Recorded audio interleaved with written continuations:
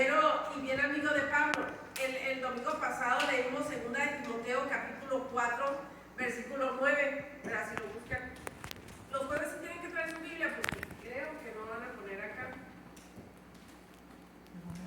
Con su teléfono, con saldo y con carga, o con la Biblia descargada. Porque luego va a traer su teléfono y no lo puede leer. 2 de Timoteo 4, 9.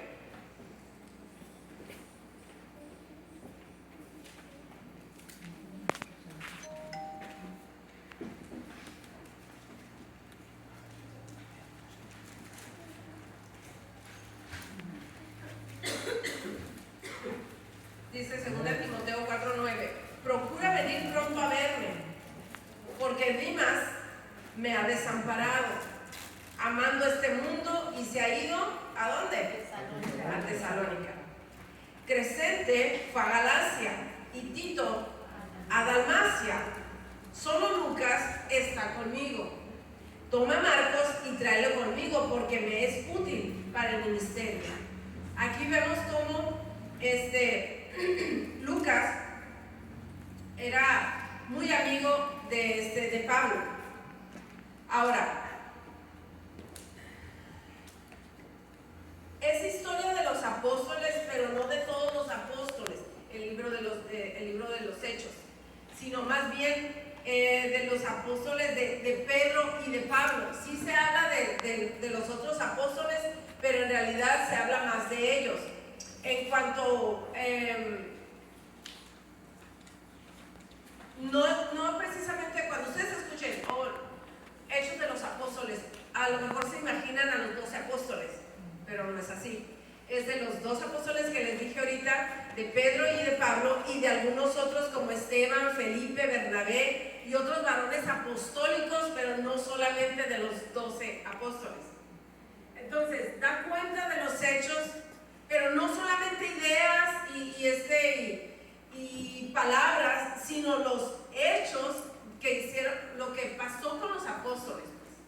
Por eso se llama el libro de los Hechos de los Apóstoles. ¿Ok? Ahora, el capítulo 1 es la introducción y escribe los acontecimientos del día del Pentecostés. Pero mire, vamos a leer Hechos capítulo 1:1. Hechos 1:1.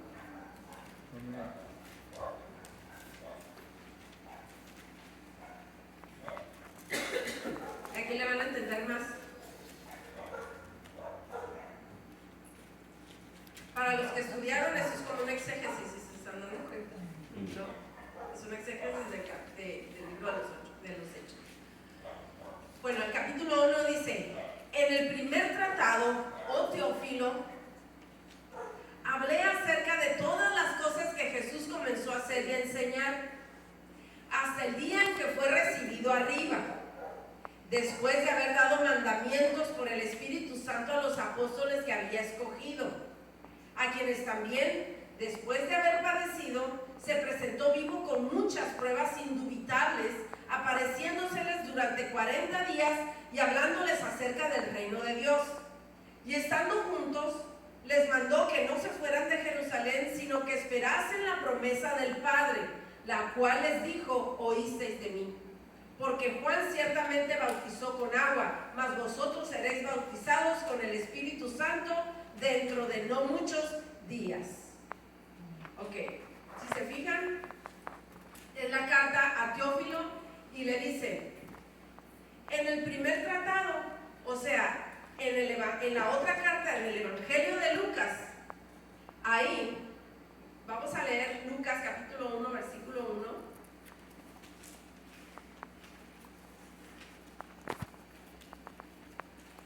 Para que me entiendan.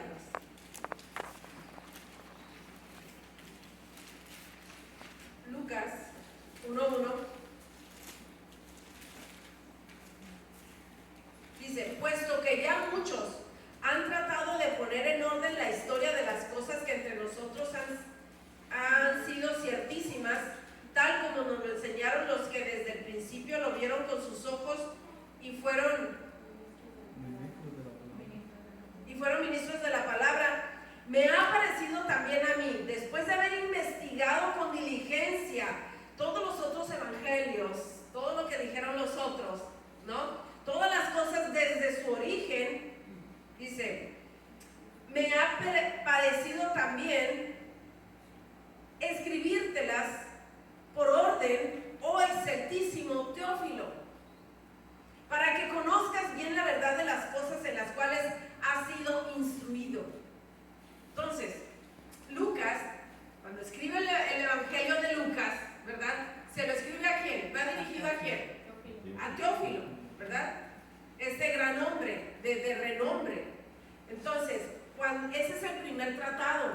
Ya cuando escribe el libro de los Hechos, dice en el primer capítulo, en el 1:1, oh Teófilo, dice, en el primer tratado Teófilo hablé acerca de todas las cosas que Jesús comenzó a hacer y enseñar. Y de eso se trata el Evangelio de Lucas, de todo lo que Jesucristo hizo y enseñaba. Lucas, entonces, habla acerca de esto en todo el Evangelio de Lucas, de cómo comenzó a enseñar, de todo lo que empezó a hacer Cristo. Y el libro de los apóstoles, o sea, cuando dice los apóstoles que escogió, la palabra apóstol quiere decir enviado. Entonces, todos los enviados, está hablando de todo esto, pues. Ahora,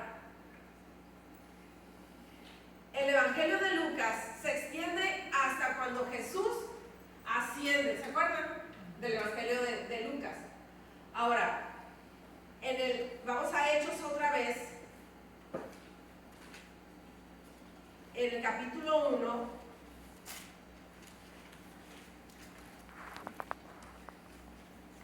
en el versículo número 12.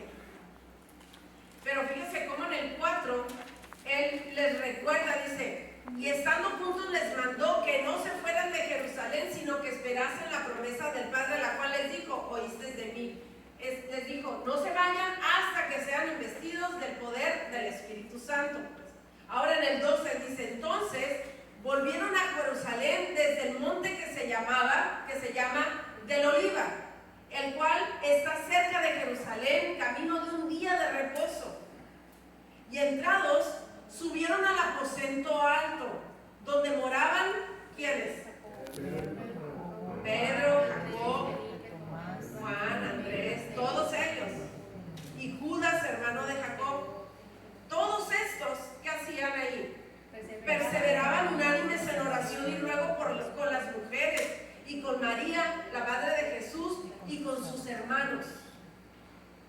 Y eso es una de las claves esenciales en el libro de los Hechos, que nos narra aquí el autor. Lucas nos está diciendo qué fue lo primero que empezaron a hacer cuando la iglesia se iba a fundar. Empezaron a juntarse entre ellos y perseveraban unánimes en la oración y en el ruego. Y hermanos, esa es una de las cosas que como iglesia nos hace falta a veces, ¿verdad? Cada quien anda por su rumbo, quien anda con sus cosas, cuando si nosotros queremos como iglesia perseverar, pero en el camino del Señor, y yo hablo mucho de que no te desalinees, que te mantengas en la dirección correcta, que te va a llevar a una meta de éxito con el Señor por la eternidad, ¿no? Pero si nosotros como iglesia no aprendemos a que tenemos que estar unánimes, y eso significa expresar todas las cosas que nos pasan,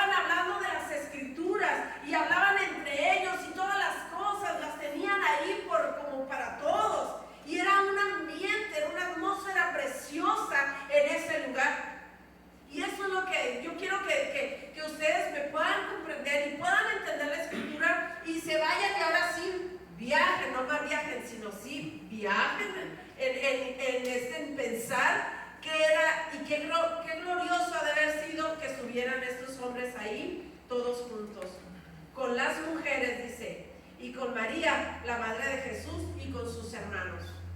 Y luego en el 15 dice, en aquellos días Pedro, fíjate, todavía no venía el Espíritu Santo, pero él se levantó en medio de los hermanos y dice, y los reunidos eran como 120 en número, y dijo, varones hermanos, era necesario que se cumpliese la escritura en que el Espíritu Santo habló antes por la boca de David acerca de Judas, que fue guía de los que prendieron a Jesús y era contado con nosotros y tenía parte en este ministerio. Este pues, con el salario de su iniquidad, adquirió un campo y cayendo de cabeza, se reventó por la mitad y todas sus entrañas se derramaron. Y fue notorio a todos los habitantes de Jerusalén, de tal manera que aquel campo se llama en su propia lengua Acéldama, que quiere decir campo de sangre, porque está escrito en el libro de los Salmos, sea hecha desierta su habitación y no haya quien more en ella, tome otro su oficio. Es necesario pues que de estos hombres que han estado juntos con nosotros todo el tiempo que el Señor Jesús entraba y salía entre nosotros, comenzando desde el bautismo de Juan hasta el día en que de entre nosotros fue recibido arriba, uno se ha hecho testigo con nosotros de su resurrección. Aquí está hablando, ¿quién va a sustituir a Judas? En pocas palabras, ¿ok? Para que no se pierda. Y señalaron a dos, a José y a Barsabás, que tenía por sobrenombre Justo, y a Matías. Y orando dijeron, tú Señor que conoces los corazones de todos, muestra cuál de estos dos has elegido, para que tome la parte de este ministerio y apostolado, de que cayó Judas por transgresión, para irse a su propio lugar. Y les echaron suertes y la suerte cayó sobre Matías. ¿Quién sustituyó a Judas? Matías. Y fue contado con los 11 apóstoles. Ahora, en Mateo, en el capítulo 27, vaya para allá y lean, es que tienen que aprender. Mateo, vayan a Mateo 27:3.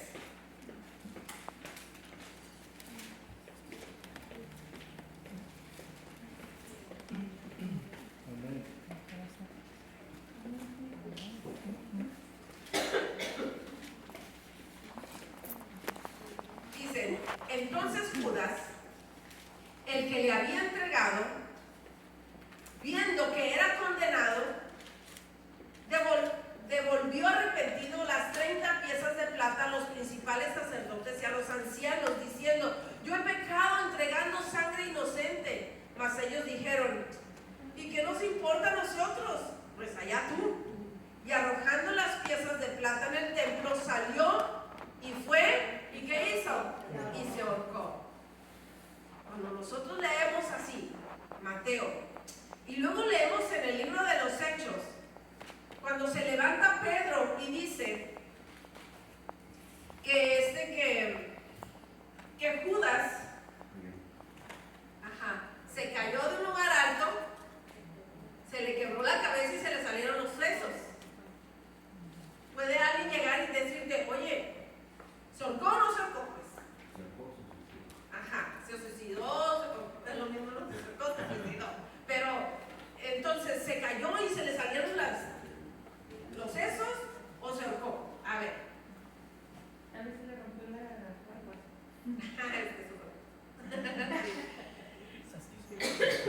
Sí, cuando él pues hizo todo lo que tenía que hacer, ¿no? Para quitarse la vida, pues en un lugar bastante alto.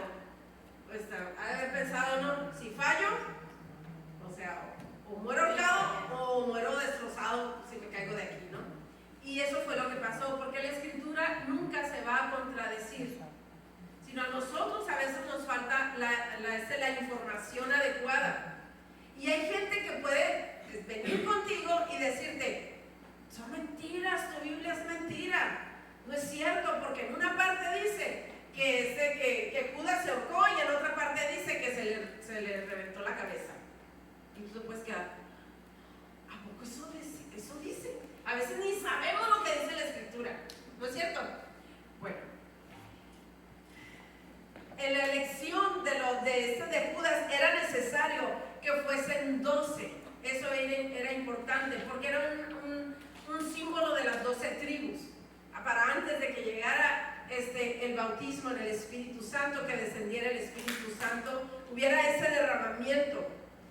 Y eso lo vamos a ver después en el capítulo 2. Ahorita yo no lo voy a abrumar tanto porque yo sé que viene de trabajar y que están cansados, pero esa es la introducción nada más, así como el empujecito para iniciar la serie del libro de los Hechos, que está súper interesante. Pero mire, vamos a ir aprendiendo poco a poco y es importante que conozcamos estos detalles de la Escritura, que sepamos de perdida quién escribió los Hechos y a quién se lo escribió. Ahorita tú ya aprendiste, es a Teófilo, es la segunda vez que le escribía Lucas, y por eso le dijo que el primer tratado le había escrito todo acerca de Jesús, pero Lucas, como era un hombre ilustrado, era un médico, él investigó de todos los demás, y si te fijas, el libro en Lucas explica más ampliamente acerca de Jesús que en los otros evangelios. Entonces él le dice, y te lo escribo así para que no quede duda de lo que tú puedas llegar a saber, pues. Por eso yo lo hago así. Y él por eso escribe este libro de los Hechos, que es amplio, pero es bien edificante para la iglesia. Aquí nos vamos a dar cuenta de cómo ellos corrían. Ya con el primer capítulo, ya vemos cómo ellos, lo primero que hicieron cuando ascendió Jesús, ¿qué hicieron? A juntarnos. Vamos a ver qué es lo que vamos a hacer, a buscar la presencia, a adorar a Jesucristo. Vamos a hacer lo que debemos hacer, estar esperando la investidura del poder del Espíritu Santo.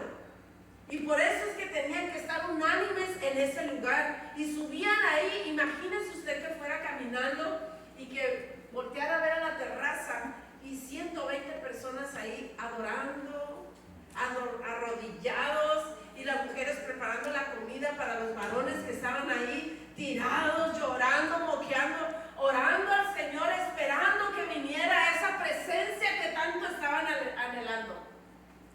Y cuando Pedro se levanta como un gran líder de entre ellos y habla acerca de la importancia de sustituir el hueco que había dejado Judas.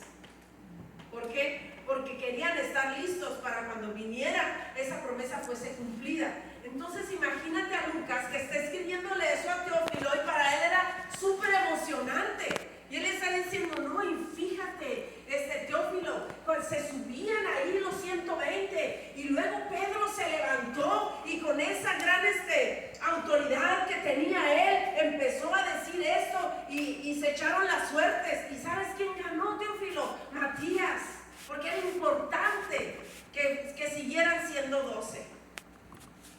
Cuando tú empiezas a cambiar la manera de ver las Escrituras, te metes en la historia y profundizas en la historia y te causa ¿y luego qué pasó? Vamos a ver una vez el capítulo número 2, pero no, lo vamos a ver hasta el otro jueves, para que usted vaya abriendo su imaginación, su pensamiento, no sé, y que el Señor le ilumine la forma tan preciosa que tenían ellos de subir al aposento alto a buscar la presencia de Dios. Y nosotros como iglesia necesitamos estas bases como iglesia. ¿De qué? Estar unánimes, pues. Estar juntos de perdida 1 o 2 veces a la semana. Ellos estaban siempre unánimes. Y siempre estaban orando y siempre estaban rogándole al Señor. Por eso la importancia de reunirnos entre semana. Porque si nos esperamos así como estábamos, de domingo hasta el domingo,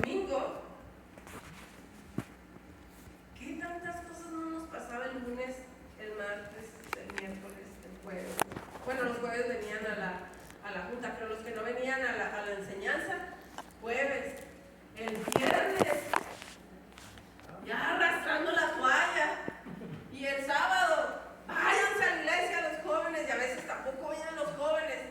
Entonces, el domingo es como de panzazo, llegamos el domingo a adorar a Dios. No, tenemos que estar recargando las baterías, la energía espiritual es importante. Y vas a tener muchas luchas de quererte quedar en tu casa el jueves. Mucha lucha. Porque estamos acostumbrados a no venir. Y este es un reto, hermanos. Dejar de hacer lo que estábamos acostumbrados a hacer en jueves para venir a sentarnos y tener un estudio del libro de los Hechos. Amén. Que va a ser diferente a que yo, como yo predico los domingos.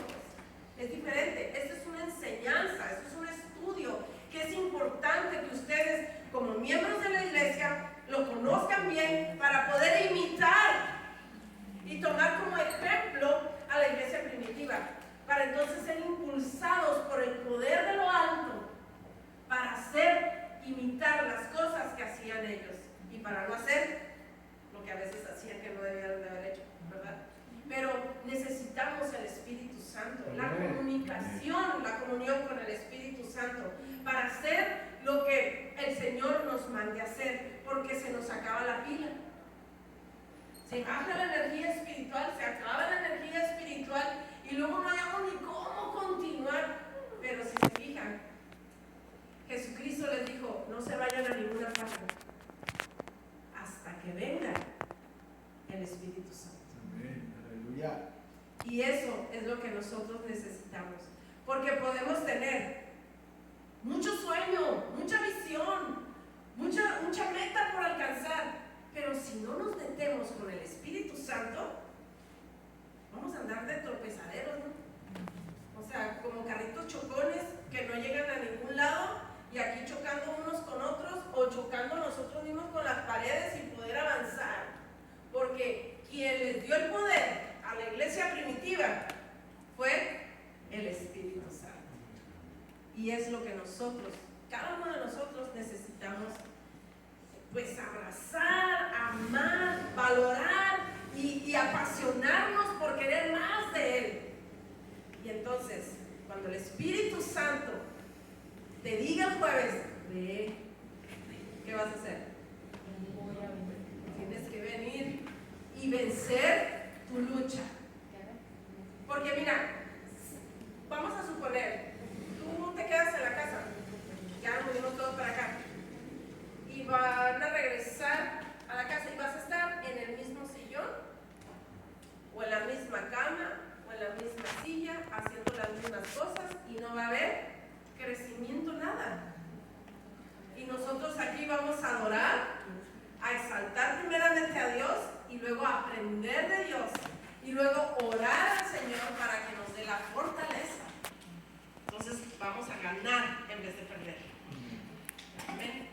Este tiempo faltan 5 para las 8. Es temprano. Creo que todos aquí tenemos necesidades. Ahorita nos vamos a poner de pie y vamos a orar unánimes, ¿verdad? Para hacer oración y para hacer ruego al Señor por las necesidades de todos nosotros, porque eso es importante. Debemos saber cuáles son tus necesidades para poder estarnos apoyando en la oración. Ahorita, por ejemplo, tenemos pues la necesidad de sanidad y fortaleza para Lili y su familia, ¿verdad? Tenemos que estar orando por ella, por su hija y por su papá, por Elba, para que se recupere. Y no sé si alguno de aquí tenga alguna otra necesidad. Pues Delia tiene una necesidad. ¿Quieres compartirla o no? Bueno, ella tiene necesidad para su familia, tenemos que estarla apoyando también a ella. No sé si alguien más tenga una necesidad especial. Anita. Por mi hijo Derek, que mañana tiene un examen muy importante de su trabajo, para que el Señor le dé sabiduría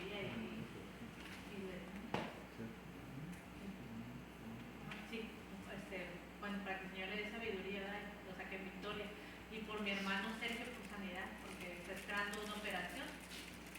10 años con una colostomía, entonces está esperando que le quita para Hermano. ¿Alguien más?